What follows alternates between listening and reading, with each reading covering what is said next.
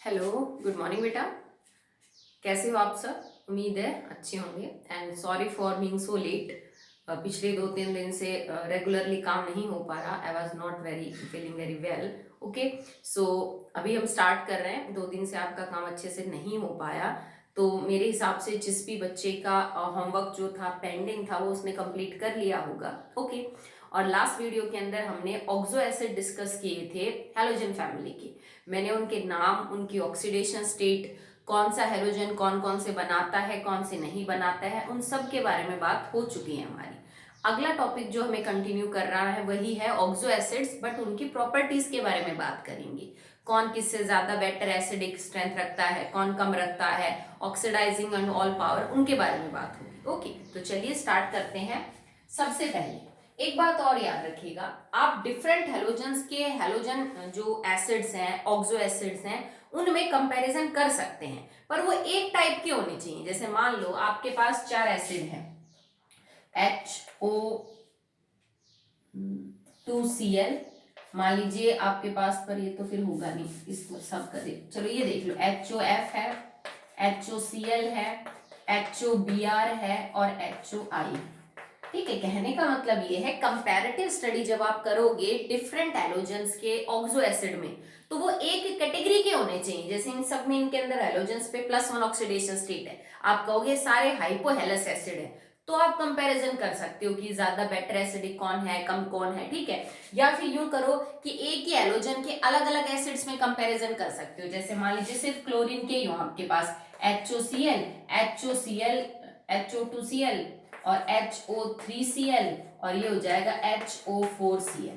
एक ही हेलोजन के अलग अलग एसिड में कंपैरिजन कर सकते हो, एक ही कैटेगरी के अलग अलग हेलोजन के एसिड्स में कंपैरिजन कर सकते हो, बट ये नहीं पूछा जाएगा बेटा आप ये करो HOI और HBrO4 इनमें कंपैरिजन करो, ऐसा क्वेश्चन नहीं आएगा। आप मेरी बात समझ गए होंगे जो मैं समझाना चाहती हूँ। ओके, तो चलिए स्टार्ट करते हैं। सबसे पहले अगर आपके पास हाइपोहेलस एसिड्स हैं, HOF को डिस्कस नहीं करेंगे बेटा, क्योंकि वो तो वैसे भी स्टेबल नहीं होता ना, तो उसको आप छोड़ दीजिए। ठीक है, तो अगर मैं HOF को छोड़ दूं, तो बाकी जो हाइपोहेलस एसिड बचे उनमें कौन ज्यादा एसिडिक है, कौन कम है, कैसे। ओके, तो these are the 4 hypohalous acid. इसको हम कट कर रहे हैं, हाइपोहेलस एसिड। अगर इसमें आपको एसिडिक स्ट्रेंथ का ऑर्डर बताना, एसिड तो सारे ही हैं बेटा, पर ज्यादा अच्छा एसिड कौन है, कमजोर कौन है, ये पता करना हो, ट्रेंड लिखना हो, highest acidic strength, lowest acidic strength लिखनी हो, तो कैसे बताओगे। तो बेटा एसिडिक स्ट्रेंथ का ऑर्डर है ये, HOCl सबसे अच्छा एसिड है, देन HOBr थोड़ा सा कमजोर है इससे, और HOI सबसे कमजोर एसिड है इनके अंदर। ओके, चलो अगर अब मैं इनके स्ट्रक्चर की बात करूं, तो मैं एक का स्ट्रक्चर बना देती हूँ, फिर बाकी सबका वैसा ही मिलेगा। ठीक है, होता क्या है कि ये जैसे क्लोरीन का है, तो क्लोरीन OH, और क्लोरीन के पास टोटल 7 इलेक्ट्रॉन है, एक ही बॉन्ड बनाया तो 3 लॉन पेयर है। ये स्ट्रक्चर है इसका। अगर मैं HO सेम होगा, बस ब्रोमीन का साइज ही तो थोड़ा बड़ा हो जाएगा, मतलब वही 3 लॉन पेयर, वही O और H के बीच में बॉन्ड, और वही आयोडीन के केस में होगा, बस आयोडीन का साइज और बड़ा हो जाएगा। मैं थोड़े आइडेंटिकली बना रही हूँ क्योंकि हमारा मेन फोकस अभी आयोडीन, ब्रोमीन और क्लोरीन के साइज पे नहीं है। ओके, तो this is the structure for 3 halogen acid. ये वाले इसको तो हमने छोड़ ही दिया है। अब आपको डिसाइड क्या करना है कि इन तीनों में से ज्यादा स्ट्रॉन्ग एसिड कौन है। स्ट्रॉन्ग एसिड वो होगा जो जितनी जल्दी अपनी अंदर से H पॉजिटिव को देगा। H पॉजिटिव को जल्दी वो देगा जिसका OH बॉन्ड कमजोर होगा। बस आपको इसी चीज पे फोकस करना है कि इन तीनों स्ट्रक्चर में ये जो OH बॉन्ड है ना बेटा, ये कौन से के अंदर सबसे कमजोर है। सिंपल है, ठीक है, ये तो सब में फिक्स है, बदल जो रहा है वो तो ये है। अगर मैं ऑक्सीजन और क्लोरीन के अंदर देखूं, तो देखो ऑक्सीजन और क्लोरीन के अंदर ऑक्सीजन ज्यादा इलेक्ट्रोनेगेटिव, इधर भी ज्यादा इलेक्ट्रोनेगेटिव है, और इधर भी ऑक्सीजन ही ज्यादा इलेक्ट्रोनेगेटिव है। तो इसका मतलब ये हुआ कि इस बॉन्ड के जो इलेक्ट्रॉन है वो ऑक्सीजन की तरफ ही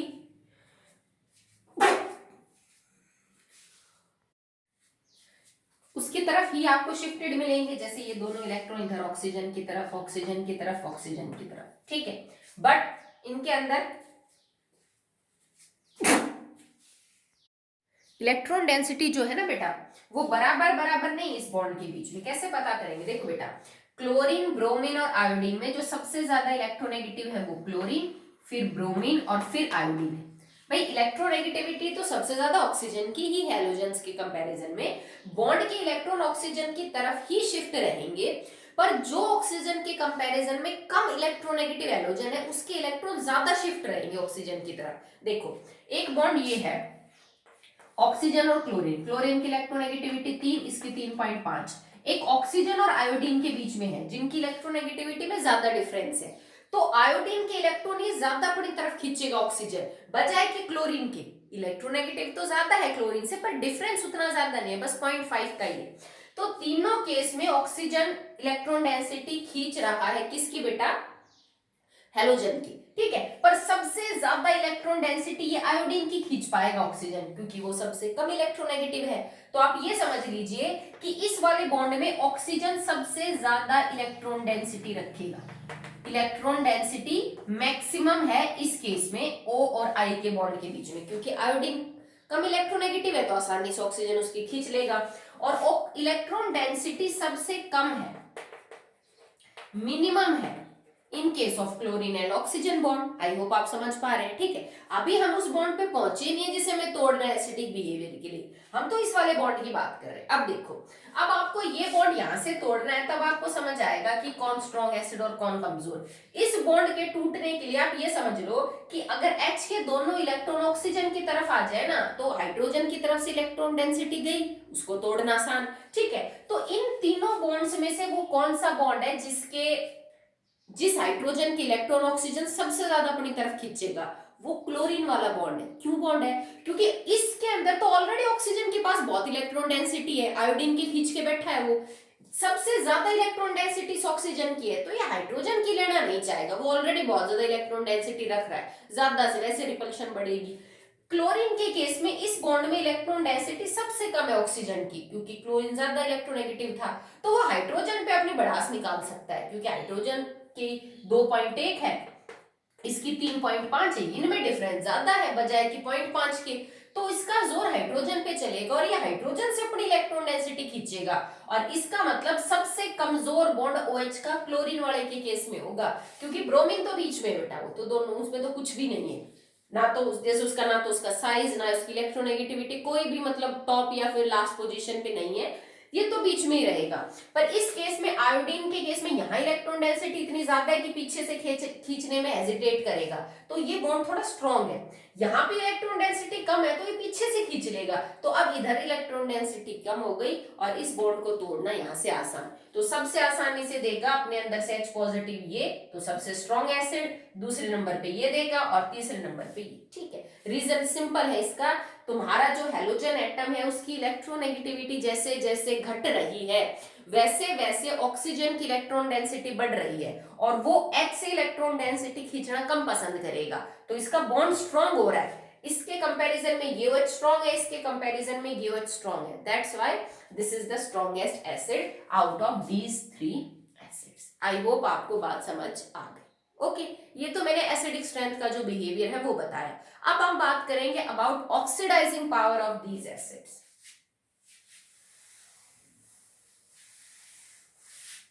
अबाउट ऑक्सीडाइजिंग पावर,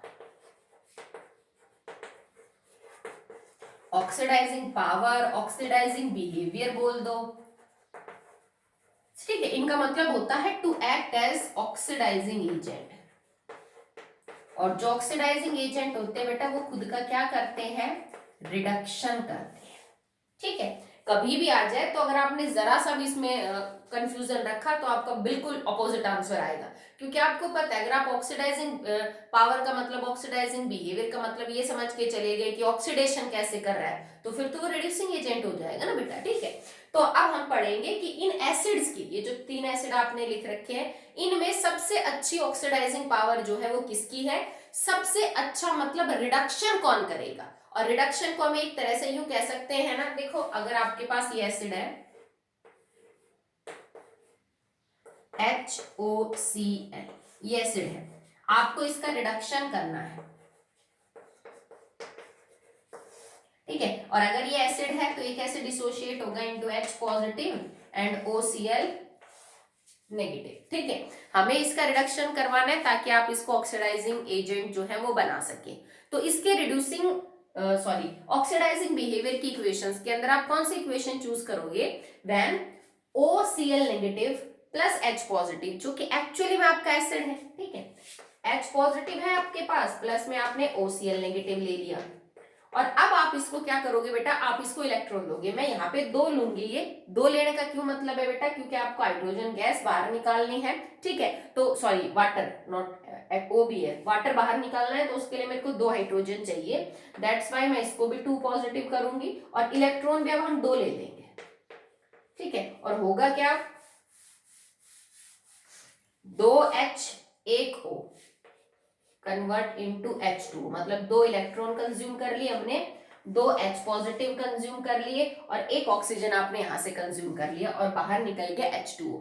और प्लस में अब क्लोरीन में बेटा देखो, एलिमेंटल स्टेट में तो Cl2 ही होती है, पर मेरे पास तो यहाँ पे सिर्फ Cl है, तो ये क्या निकल जाएगा, हाफ ऑफ Cl2 निकल जाएगा बाहर, हाफ ऑफ Cl2, ठीक है। हम इनके ऑक्सीडाइजिंग बिहेवियर की इक्वेशन इनके रिडक्शन पोटेंशियल से प्रूव करेंगे। आपको ध्यान है ना, देखो ऑक्सीडाइजिंग बिहेवियर का सीधा सा मतलब है ऑक्सीडाइजिंग एजेंट का काम, मतलब रिडक्शन कर रहे हैं। रिडक्शन कौन अच्छा करेगा, जिसका रिडक्शन पोटेंशियल ज्यादा अच्छा होगा। बस हमें तीनों एसिड के लिए ऐसी इक्वेशन लिखनी है जिसमें रिडक्शन कर रहे हैं, और उनका फिर हमें पोटेंशियल पता करना है कि भाई इस इक्वेशन के लिए रिडक्शन पोटेंशियल क्या है, इसके लिए क्या है और इसके लिए क्या। जिस इक्वेशन के लिए रिडक्शन पोटेंशियल ज्यादा, वो आपका जो है वो बेटर क्या हो जाएगा बेटा, रिडक्शन करेगा, बेटर रिडक्शन करेगा, तो अच्छा ऑक्सीडाइजिंग एजेंट होगा, ठीक है। चलिए चेक करते हैं नेक्स्ट, एक बार इस इक्वेशन को बैलेंस कर लेते हैं। 2H positive plus OCl negative gets converted into electron plus H2O and half of Cl2। देखो इसमें 2H पॉजिटिव, 2 इलेक्ट्रॉन चाहिए। एक्चुअली में आपको यहाँ पे 2 लगाने की जरूरत नहीं है बेटा, नो नीड, क्योंकि ऑलरेडी 1 इलेक्ट्रॉन इधर है, तो यहाँ 2 मत लगाइए आप, क्योंकि 1 इलेक्ट्रॉन यहाँ से आएगा, और 1 OCl नेगेटिव भी तो है ना, मतलब OCl के ऊपर 1 इलेक्ट्रॉन एक्स्ट्रा है, तभी तो नेगेटिव चार्ज है, तो इसको मैं खोल के यूं लिख सकती हूँ, तो 1 इलेक्ट्रॉन तो यहाँ से आ जाएगा और 1 यहाँ से आ जाएगा, so no need to multiply 2, उसको ठीक कर लेना, ठीक है। तो आप इसको ऐसे कर सकते हो, 2H positive plus OCl negative plus 1 electron gets converted into H2O and half of Cl2, ठीक है। मतलब जब आप इस एसिड को इलेक्ट्रॉन दोगे तो gain of electron is reduction, समझ रहे हो आप, ठीक है। भाई मैं इस एसिड को, इन दोनों को जोड़ लो, वही तो बनेगा बेटा HOCl, सिंपल सी बात है, ठीक है। तो जब आप HOCl, और देखो 1 इलेक्ट्रॉन यहाँ है, तो 1 और 1 2 इलेक्ट्रॉन, 2 नेगेटिव चार्ज, यहाँ टोटल 2 पॉजिटिव चार्ज, तो ये चीजें मिक्स होके क्या बन जाएंगी, दे विल फॉर्म HOCl, ठीक है। ये HOCl ही तो बनाएगा आपका ऑब्वियसली, ठीक है। तो इसका जब आप इसको इलेक्ट्रॉन दे रहे हो, मतलब गेन ऑफ इलेक्ट्रॉन रिडक्शन कर रहा है, तो ये इक्वेशन है, और इस इक्वेशन के लिए रिडक्शन पोटेंशियल दे रखा है 0.61 volt, 1.61 volt, okay. Same equation में लिख सकती हूँ फॉर ब्रोमीन, तो 2H पॉजिटिव प्लस में OBr negative plus electron gets converted into H2O plus में half of Br2. Now 2H positive plus में OI negative plus में electron gets converted into H2O plus में half of I2। तीनों equation लिखिए, तीनों equations के लिए आप वोल्टेज लिख लीजिए, ठीक है। ये चीज वैसे आपको याद करने की जरूरत नहीं है, पर हो जाए तो बहुत ही अच्छी बात है, ओके। सो अब इन तीनों इक्वेशंस में जिनमें रिडक्शन हो रहा है, हमारी रिडक्शन पोटेंशियल है standard, this is standard reduction potential, और स्टैंडर्ड रिडक्शन पोटेंशियल सबसे ज्यादा किसकी है बेटा, HOCl की। मतलब सबसे अच्छा रिडक्शन कौन करेगा, HOCl। अगर सबसे अच्छा रिडक्शन HOCl करेगा तो सबसे अच्छा ऑक्सीडाइजिंग एजेंट कौन होगा, HOCl। इसके बाद किसका नंबर है, ब्रोमीन का, और इसके बाद किसका, आयोडीन का। तो ऑक्सीडाइजिंग बिहेवियर में किसका नंबर पहले है, HOCl का, फिर HOBr का, और फिर HOI, ठीक है। और ये हमने एक्सप्लेन किया है इनकी रिडक्शन पोटेंशियल के हिसाब से कि अकॉर्डिंग टू दिस इक्वेशन ये रिडक्शन कर रहे हैं, आप आराम से चेक कर लीजिए। यहाँ पे देखो हाइड्रोजन का चार्ज बदल नहीं रहा है। क्यों नहीं बदल रहा? क्योंकि यहाँ पे भी H पॉजिटिव है, यहाँ पे भी है, ठीक है। बट हेलोजन ऑक्सीजन का भी कुछ नहीं बदल रहा। ऑक्सीजन यहाँ पे भी -2 -2 -2 -2 -2, हेलोजन अपना चार्ज बदल रहा है। यहाँ अगर तुम सॉल्व करो ना इसको, जैसे मैं इसको सॉल्व करूं OCl और इसके ऊपर एक नेगेटिव चार्ज है, ऑक्सीजन का -2, क्लोरीन का मैंने x माना इज इक्वल टू -1, ठीक है। तो x की वैल्यू क्या हो जाएगी? -1 + 2, x विल बी +1। मतलब यहाँ पे भी ये +1 में है, यहाँ पे भी ये +1 में है ब्रोमीन, और यहाँ पे भी आयोडीन +1 में है, जबकि +1 से सीधा 0 में कन्वर्ट हो गए। पहले एक दे रखा था, वापस ले लिया, तो गेन ऑफ इलेक्ट्रॉन हुआ ना बेटा। तो तीनों रिएक्शन में हेलोजन आपका जो है वो इलेक्ट्रॉन ले रहा है, रिडक्शन कर रहा है, और रिडक्शन पोटेंशियल सबसे ज्यादा इसके केस में है, मतलब सबसे अच्छा रिडक्शन ये करेगा। तो this will be the better oxidising agent. इससे थोड़ा कमजोर HOBr, और सबसे कमजोर कौन होगा? आपका HO। आई होप आपको समझ आया होगा। ओके, चलिए नेक्स्ट देखिए बेटा। अब तक हमने सिर्फ एक ही एसिड के टाइप के एसिड के बीच में कंपैरिजन किया है, that is hypohalous acid. Okay, चलिए अब आगे देखते हैं एसिडिक स्ट्रेंथ ऑफ परहेलिक एसिड। ये भी इंपॉर्टेंट है, इसके बारे में भी पूछ लिया जाता है, एसिडिक स्ट्रेंथ ऑफ परहेलिक। अब अगर आपको ये समझ में आया लास्ट वाला, तो ये बिल्कुल सेम है। परहेलिक के अंदर जैसे फ्लोरीन तो बनाता ही नहीं बेटा, मेरे पास ऑप्शन क्या है? HClO4, HBrO4 और HiO4। चाहो तो आप ऑक्सीजन को इधर, आयोडीन ब्रोमीन को उधर भी लिख सकते हो, नो प्रॉब्लम। अब इन तीनों के केस में अगर आपसे कोई पूछे कि बेटा जो एसिडिक स्ट्रेंथ है, ठीक है, वो किसकी ज्यादा है, तो एसिडिक स्ट्रेंथ बेटा सबसे ज्यादा क्लोरीन वाले की, फिर ब्रोमीन और फिर आयोडीन की मिलेगी। इसका कारण बड़ा ही सिंपल है, जो हमने पीछे पढ़ा वो मैं स्ट्रक्चर बना के एक बार एक्सप्लेन कर देती हूँ। HClO4 का स्ट्रक्चर क्या होगा? क्लोरीन OH और 3 ऑक्सीजन डबल बॉन्ड से जुड़ेंगे। इस केस में क्या हो जाएगा? क्लोरीन की जगह बस ब्रोमीन आ जाएगा। और इसमें भी सेम है, iodine doubly bonded oxygen O और H। यहाँ पे भी तो एसिडिक स्ट्रेंथ इसी बात पे डिपेंड करेगी ना बेटा कि OH बॉन्ड किसका कमजोर है, और इसका सारा रीजन वही है जो लास्ट में हमने पढ़ा कि आयोडीन के केस में इलेक्ट्रॉन डेंसिटी सबसे ज्यादा है, तो ये H के बॉन्ड सबसे, H के इलेक्ट्रॉन सबसे कम खींचेगा, तो ये बॉन्ड सबसे स्ट्रॉन्ग, सेम रीजन है। तो उसी कारण से HClO4 सबसे स्ट्रॉन्ग होगा, HBrO4 कम, फिर HiO4 और कम, ठीक है। ये एक ही टाइप के, that's why I can compare between that. Okay, सारे वही है ना जिनमें हेलोजन के ऊपर +7 चार्ज है, दैट्स व्हाई मैं कंपैरिजन कर रही हूँ। सारे परहेलिक है, सारे हाइपोहेलस थे। अगर अलग अलग कैटेगरी के अलग अलग हेलोजन के करोगे तो फिर दिक्कत आएगी। ओके, चलिए नेक्स्ट। अब हम इसके अंदर पता करते हैं द ऑक्सीडाइजिंग पावर, जैसे मैंने अभी लास्ट केस में पता किया। हम यहाँ पे भी वही रिडक्शन पोटेंशियल का ही सहारा लेंगे बेटा। Oxidising power to act as oxidising agent, हमें एक्चुअली इनका रिडक्शन जो है वो करके दिखाना है, ठीक है। तो इक्वेशन स्टार्ट करते हैं। BrO4 -1, ये कहां से आया? जब मैंने यहां से H पॉजिटिव को बाहर निकाला, ठीक है। प्लस में 2H पॉजिटिव और प्लस में इलेक्ट्रॉन, वही 2 पॉजिटिव और वही, अब यहाँ पे इलेक्ट्रॉन आपको कितने लेने पड़ेंगे? 2। इसको हम आगे देखेंगे एक्चुअली में कैसे। यहां से H पॉजिटिव बाहर निकाला, ये दिखा दिया इधर, BrO4 नेगेटिव, प्लस में 2 electron gets converted into BrO3 -1 और प्लस में H2, ठीक है। अब हमने ये देखो एक एसिड से दूसरा एसिड में कन्वर्ट कर दिया। एक एसिड ये होगा HBrO4, एक एसिड ये होगा HBrO3, ठीक है। तो मैंने यहाँ पे BrO3 नेगेटिव प्लस में इसको वाटर में कन्वर्ट कर दिया। अब चलिए इलेक्ट्रॉन्स का सेटिस्फेक्शन कर लेते हैं कैसे। एक इलेक्ट्रोनेगेटिव आपके पास यहाँ है, ठीक है, और 2 H पॉजिटिव आपके पास यहाँ है, ठीक है। मतलब पॉजिटिव चार्ज आपके पास टोटल 2 है और नेगेटिव चार्ज कितने हैं? 2 और 1 3। नेगेटिव चार्ज आपके पास 3 है और पॉजिटिव चार्ज 2 है। पीछे वाले केस में मैंने यहाँ पे जो प्रोडक्ट में 2 चीजें बाहर निकाली थी, दोनों न्यूट्रल थी, क्लोरीन भी, ब्रोमीन भी, आयोडीन भी और वाटर भी, ठीक है। तो मुझे यही चार्जेस को न्यूट्रलाइज करना था। अब इसमें क्या हुआ बेटा, 2 पॉजिटिव को 2 नेगेटिव तो न्यूट्रलाइज कर देगा, बट एक नेगेटिव तो तुम्हारे प्रोडक्ट में रहेगा। +2 कंबाइंस विद -3, तो रिजल्ट विल बी -1।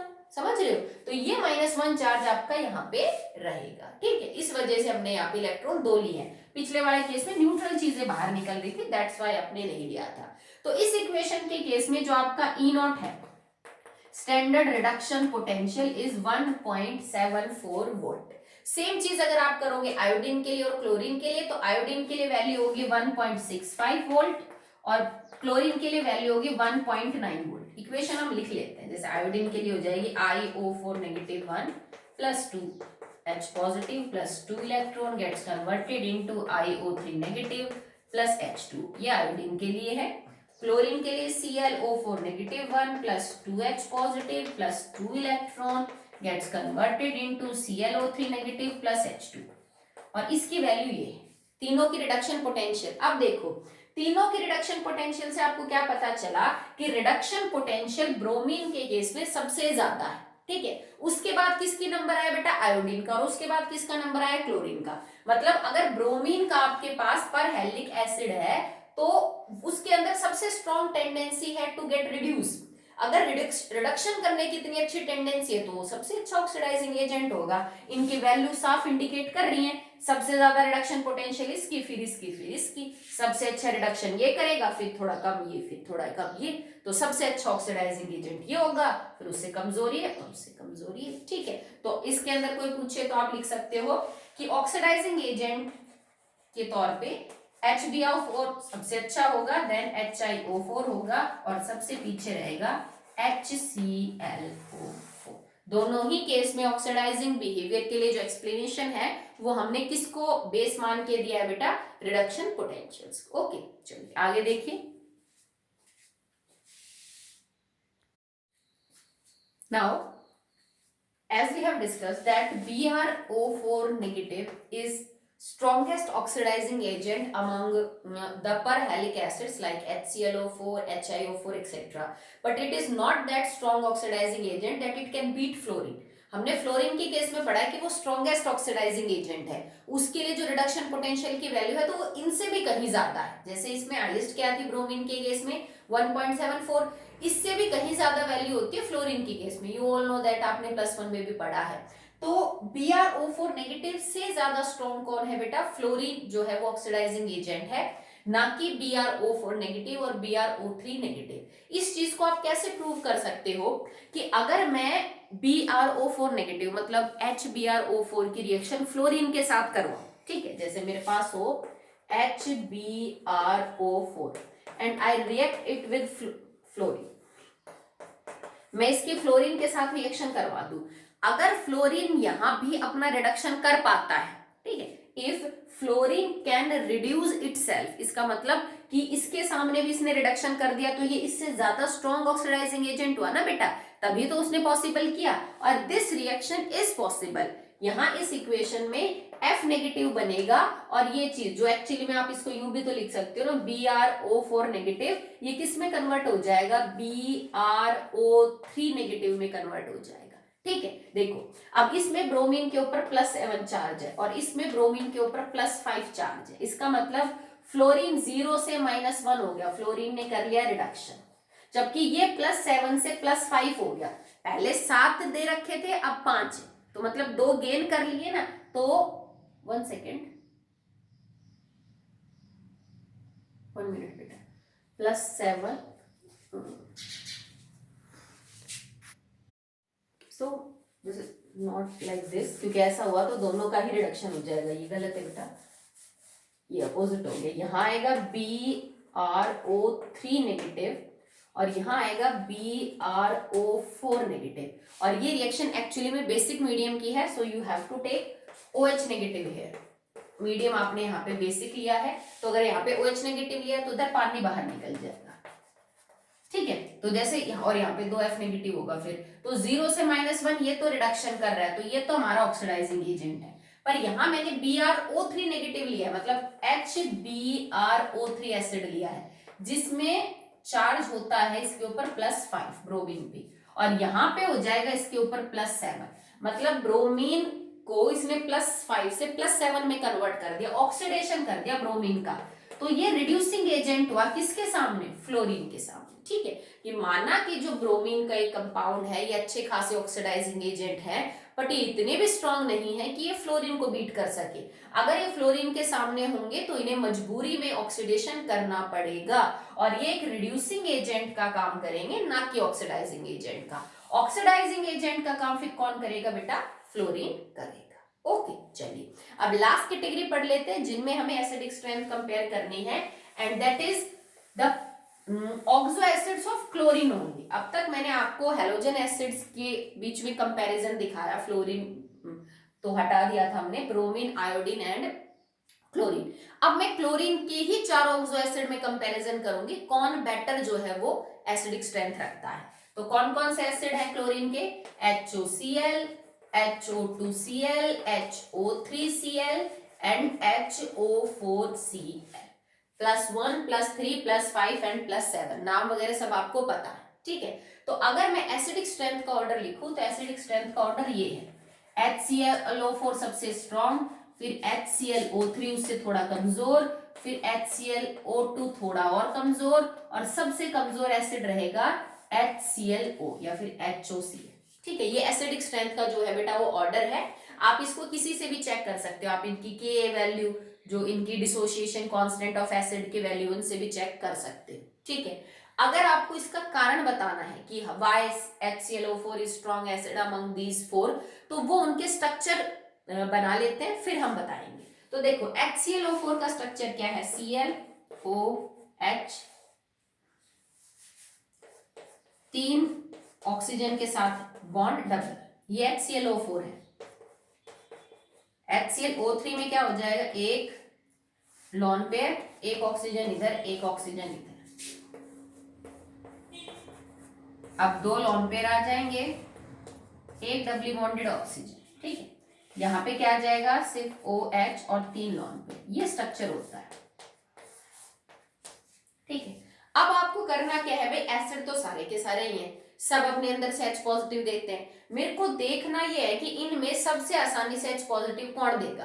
तो बेटा सबसे आसानी से ना H पॉजिटिव वो देगा जिसके अंदर, अब देखो मैं यहाँ पे इलेक्ट्रोनेगेटिविटी वाला कॉन्सेप्ट यूज नहीं कर सकती, बिकॉज सारे ही तो क्लोरीन है, तो इलेक्ट्रॉन डेंसिटी वाला कॉन्सेप्ट काम नहीं करेगा। यहाँ पे आप ये देखो कि H पॉजिटिव निकलने के बाद जो चीज बच रही है ना इस एसिड में, उसकी स्टेबिलिटी कैसी है।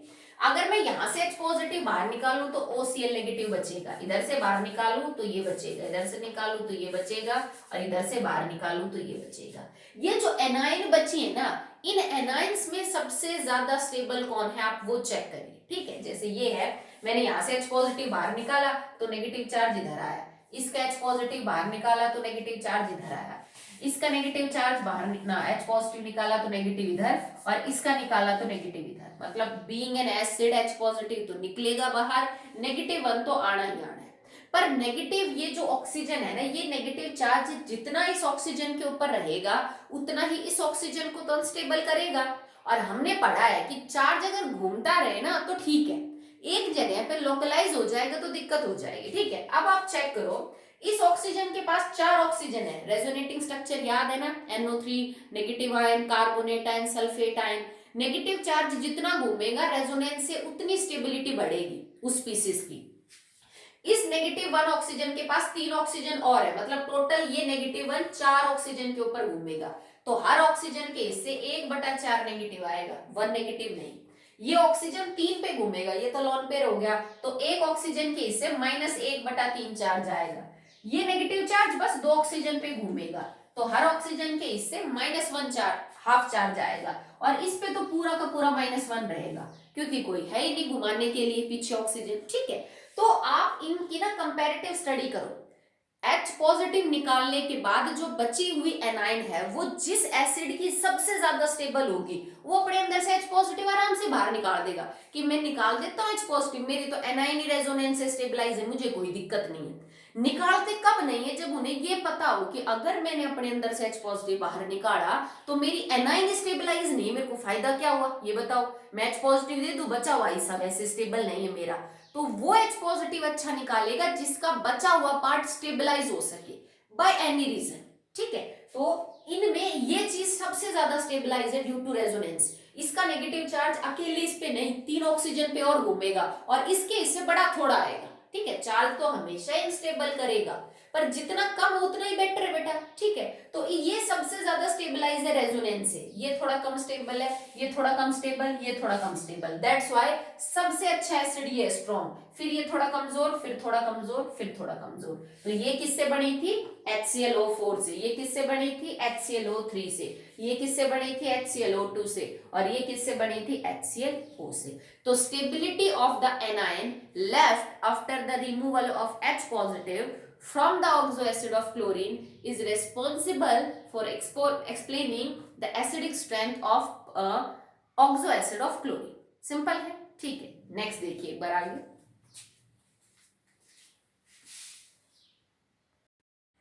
So this will B clear, और ये काफी इंपॉर्टेंट है, ठीक है, कि जो आपका पर क्लोरिक एसिड है that will be the most acidic behaviour रखेगा out of the oxo acid of all chlorine. It is much stronger than even like sulphuric acid, उससे भी ज्यादा है। जैसे अगर आप इसको रखते हो HClO4 को पानी के कांटेक्ट में रखोगे, so it will convert into H3O positive plus में ClO4 नेगेटिव आयन एक्वस, ये इसमें कन्वर्ट हो जाता है। pKa वैल्यू से भी आराम से आप एसिडिक स्ट्रेंथ के बारे में पता कर सकते हो।